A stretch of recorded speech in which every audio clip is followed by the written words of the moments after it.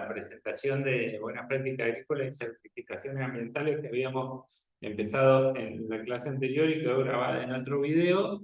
Y con este vamos a cerrar lo que falta de esa clase, que eran las certificaciones ambientales sociales vinculadas a la producción forestal.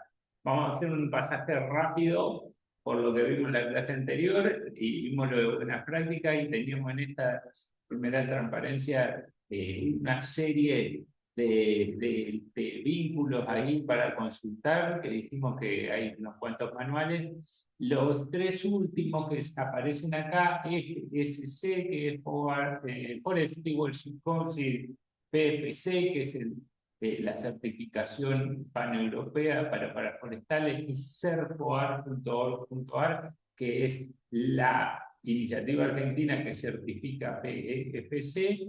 Son los tres de interés forestal, digamos, que lo vamos a ver ahora, y los otros ya los describimos la vez anterior. Bueno, ya vimos lo que eran las buenas prácticas, que se centran, digamos, en salud, ambiente, trabajadores, inocuidad y trazabilidad. Casi todos los sistemas de certificación de los productos van a insistir en la trazabilidad. Y habíamos dicho que las buenas prácticas agrícolas son obligatorias en Argentina para la producción frutícola y para la producción hortícola desde 2020, menos por esta resolución. Así que bueno, todo eso ya está visto. Ese era el manual de cómo implementar las buenas prácticas y seguimos, y habíamos visto otros sistemas de certificación para productos agrícolas, en general alimentos. Y varios de ellos son generados a veces por cadenas de supermercado o a veces por país, ¿no? Y ahí están abajo los logos de EPCC y del sistema PANORA.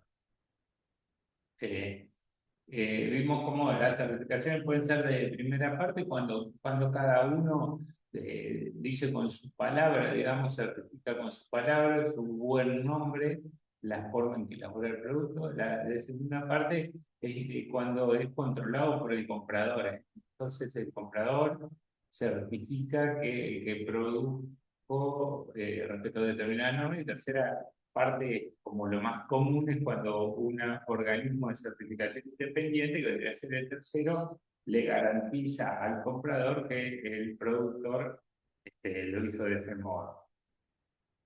Después hablamos que podían ser en forma individual o en forma grupal las certificaciones, cuando los productores son pequeños, como tienen un costo mínimo, digamos, fijo, entonces a veces se hacen en forma grupal para diluir ese costo, para armar entre más. Bueno, y también hay certificaciones de producto o de sistema. De sistema que no mencioné recién es el típico, por ejemplo, las certificaciones de la serie de normas ISO 14000, que son de gestión ambiental, o de la serie de normas ISO 9000, que son de gestión de la calidad. Y también hay sistemas de gestión de cuestiones laborales, higiene y seguridad laboral. Lo que se certifica es que la empresa tiene un sistema de gestión, quiere decir que identifica sus impactos y tiene programas de mejora respecto a sus impactos de gestión. Y si es del producto, lo que generalmente certifica es que el producto cumple con determinados estándares. Como hoy estamos hablando de las certificaciones forestales, podemos decir que la serie de normas ISO 14000 certifican los sistemas de gestión ambiental en las empresas forestales, mientras que FCC y PFC, eran las que vimos recién en los logos, certifican el producto. Es un sello que va con el producto, no con la empresa. Bueno, esto es otra forma, digamos, una cosa es la performance y otra cosa es el proceso. Cuando certificas un estándar de performance, dice, por ejemplo, para producir, no sé, esta madera, no se usó determinado agroquímico, o no se ocasionó erosión, dice, o lo mínimo que se hace es esto. Eso es como salta 2 metros de altura, no dice cómo. Y después están las certificaciones de proceso o de gestión, que cómo se hace para lograr eso, pero a veces no implica que llegue a saltar los 2 metros, que el otro te dice, sí, te salta 2 metros, pero te dice, te aseguro que lo hace de una forma adecuada y que tiene un programa de gestión para ir mejorando.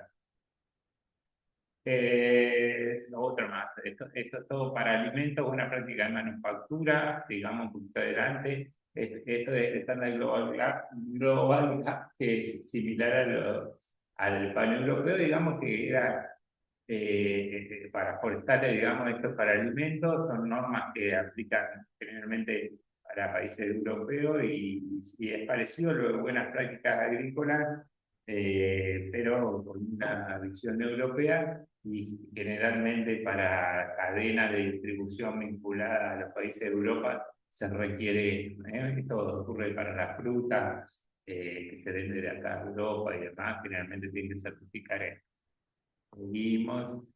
Seguimos hasta la próxima, porque eso ya lo vimos la pasada. Tesco es una cadena de, de supermercados que tiene esta certificación NURTURE, ¿eh?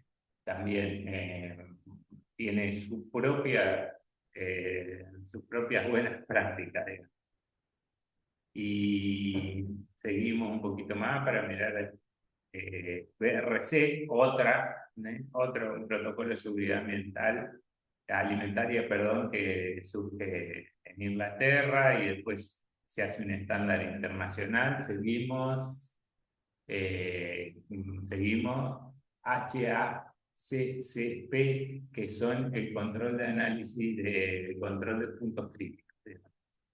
Eh, entonces se hacen esta certificación, a veces se ve, yo decía el otro día en los amuchitos de esos de miga que aparecen en las cadenas de estaciones de servicio, pues como eso es muy importante la cadena de conservación del frío, entonces, y de cómo se envasó eso y cómo es la atmósfera y el sellado del envasado. Entonces hay determinados puntos críticos, se usa bastante para alimentos que requieren cuidados especiales. Esta es la mesa redonda de soja responsable, el último que vimos en la clase anterior, que es de los propios actores de la cadena de producción y comercialización de soja, generaron un estándar que es aplicable en todo el mundo, pero en la transparencia siguiente creo que están quiénes son. Bueno, hay un montón, ¿no? APRESIC, la Asociación de Siembra Directa de Argentina, y otras asociaciones, cámaras de biocombustible, también, eso por decir unas de Argentina, pero hay de todo, ¿no? De Brasil, por supuesto, de Noruega, está la Mesa Tecnológica de Oleaginosas de Uruguay, bueno, hay un montón de actores, pero en general de la cadena de producción de soja, que son interesados por eso. Y algunas ONG de ambiente, van a ver ahí en la lista, pero en realidad es como un estándar propio que generaron porque la soja tenía demasiados cuestionamientos, y entonces dijeron, bueno, nosotros los que estamos dentro de este sistema producimos con unas normas que generamos nosotros mismos y que garantizamos que no están dañinos para el ambiente. Ahora vamos a FSC, pasamos ahora sí por fin a los forestales, y FSC es quiere decir en español Consejo de Manejo Forestal, y es una ONG internacional, independiente, digamos, no es como ese otro caso que les decía que es generado por los propios productores, pero sí participan, tiene cámaras en las que participan varias organizaciones ambientalistas, la más conocida, WWF, perdón, Greenpeace, Amigos de la Tierra. Bueno, y además hay organizaciones y representantes de distintos rubros y de distintas regiones geográficas, ¿eh? Originalmente FSC fue hecha para los bosques nativos. Surge para certificar que la madera que provenía de los bosques nativos era generada de un modo ambientalmente sostenible, lo más sostenible posible, pensando en que los bosques nativos se habían degradado muchísimo. Después, en uno de los principios, se genera para los bosques cultivados y hoy día es muy usada en los bosques cultivados y es una de las normas más certificadas forestales en el mundo, una de las dos más certificadas. Tienen principios y criterios, que es un sello que es del producto, como decía hoy, y tiene un estándar. Entonces ellos tienen unos principios y criterios en el cual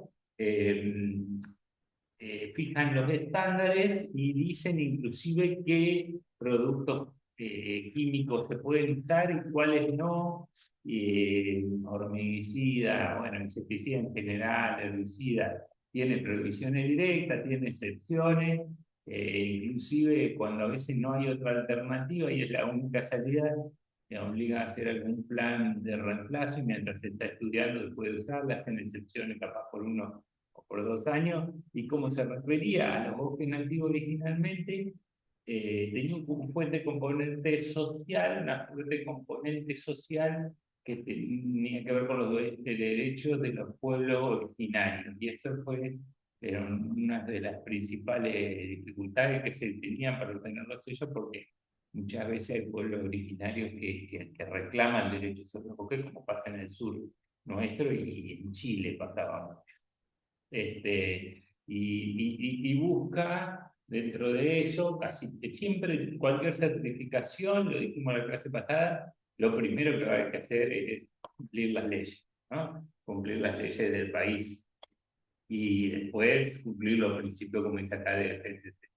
Después tiene que demostrar toda la legalidad, la tenencia legal de la tierra, además, y después porque implica la realización, que nosotros en el forestal la tenemos igual por la ley de promoción de la forestal industria, igual obligamos a hacer un estudio de impacto ambiental para estar dentro de esa ley, pero FCC también pide un estudio de impacto y es gestionar esos impactos, y tiene, como decía, un fuerte componente social.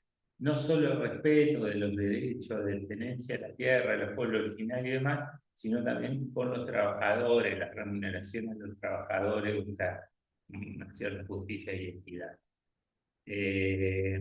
Y después, una vez que uno tiene certificado el producto primario, es necesario certificar la cadena de custodia. La cadena de custodia, como la trazabilidad del producto, y a veces las industrias lo que requieren eh, certificar es que ese producto que fue extraído de una forma sostenible y respetando los principios y criterios de FCC, está bien identificado durante todo su procesamiento y no se mezcló con otro. Entonces, lo que garantiza la cadena de custodia es que ese producto viene realmente, que la tabla que yo compro viene realmente del bosque aprovechado de forma sostenible según los criterios de ellos, y que no se está mezclando con otros. Entonces, la certificación de cadena de custodia es nada más que eso, no certifica que la industria operó de una determinada manera respecto de lo que está. Por lo tanto, uno puede estar haciendo un desastre o teniendo a la gente de manera ilegal o algo así, porque si no, no le darían ninguna certificación a nadie porque se quema el sello. Pero en realidad, cuando una industria certifica cadena industrial, no está hablando de su propio proceso más que de la identificación y la trazabilidad de ese material, y lo que certifica es que ese viene de un manejo sostenible del bosque. Ustedes van a ver sellos de FSC en un montón de, a veces, paquetes de Tetrabric o Tetra Pak, y dice, pero si esto tiene poquita celulosa, ¿no? A veces tienen plástico, tienen todo y una pequeña proporción de celulosa, pero bueno, se refiere a esa proporción que está certificada y le permite llevar este. También hay mucho en las resmas de papel y todo lo que sea papel y cartón, y también en maderas. Se puede certificar entonces un etiquetado con 100% de materiales PCC o proporción. Permite usar proporciones, no es estricto 100%. Si es PCC puro, 100%. Y si no, puede ser proporción. Bueno, aquí está, cómo se puede calcular, digamos, bastante sencillo. CERFO-AR es el sistema argentino de certificación forestal. Pasamos de FSC a lo que es CERFO-AR. Es también una organización sin fines de lucro y es una iniciativa voluntaria del sector forestal que se realiza respetando los requisitos para poder certificar en el PEFC, que es Program for the Endorsement of Forest Certification, que es la certificación internacional a la que nos permite acceder para vender en el mercado internacional. Entonces, la certificación CERFOAR se hace para poder acceder a este sistema que tiene como estándar, permite estándares locales adecuados a situaciones locales. Por eso se hace CERFOAR para Argentina. Bueno, la base normativa documental está compuesta por las normas IRAM de gestión forestal sostenible. Ya hablamos de lo que era IRAM en la clase pasada, que es el Instituto Argentino de Normalización y Certificación. Y bueno, hay una serie de normas allí que uno debería mirar cada una para ir siguiendo. Y bueno, es otro sistema de certificación que, entonces, en el cual interviene la asociación CERFOAR, en el cual está FOAR, que es la Asociación Forestal Argentina, y otros organismos, y IRAM es el que tiene compiladas y publicadas las normas, y entonces las empresas interactúan con las certificadoras, que son una certificación por tercero con la clasificación de hoy, que vimos más temprano, digamos, la certificadora sería el tercero que certifica que la empresa produce determinada forma según las normas estas que están certificadas por IRAM, digamos, las normas que están compiladas por IRAM, y hay un organismo argentino de acreditación que va a evaluar a la certificadora. O sea, no cualquier una certificadora, la certificadora tiene que estar inscrita, y hay un organismo que las evalúa, y con eso se puede pertenecer y acceder a la certificado.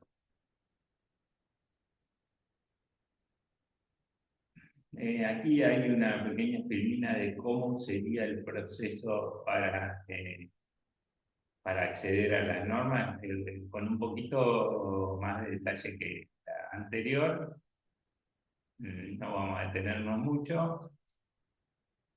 Y vamos a pasar a las certificaciones de sistema de gestión. De vuelta, que esta certificación de CERFOAR era del producto, y esta ISO 9000, ISO 14000, 123, ISO 22000 y las OSAS, que son del Sistema de Gestión de Seguridad y Salud Laboral, son de los sistemas de certificación. Certifican que la empresa o que la entidad tiene un sistema de gestión. El sistema de gestión puede ser de calidad ambiental, de seguridad alimentaria o de cuestiones laborales, que son esas últimas que tiene ahí. Y hay sistemas integrados.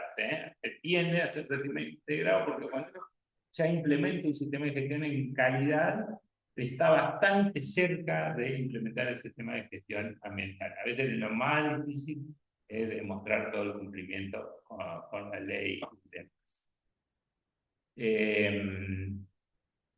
Siempre que van a certificar un sistema de gestión o que van a implementar, le van a pedir primero definir la política.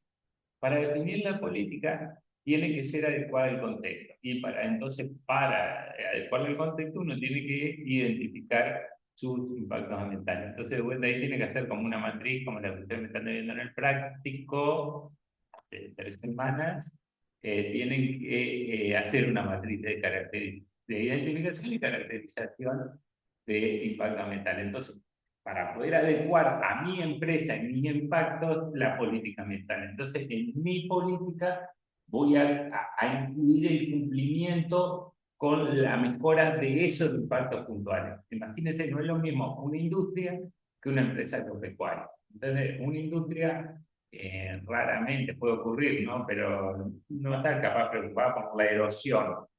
Pero una empresa agropecuaria que trabaja en grandes superficies, si hay pendiente, tiene que preocuparse por la erosión. Ahora, si esa empresa agropecuaria no tiene problema de erosión porque las condiciones ambientales, hay poca pendiente, el suelo no es muy sensible, las lluvias no son muy erosivas, entonces, ¿por qué va a incluir la erosión en su política ambiental? Entonces, cada empresa tiene que tener su política adecuada a su situación general. Si no, una declaración general que todos copian la misma y no tiene ningún compromiso en particular. Entonces, en esa política, entonces, primero, adecuar el contexto.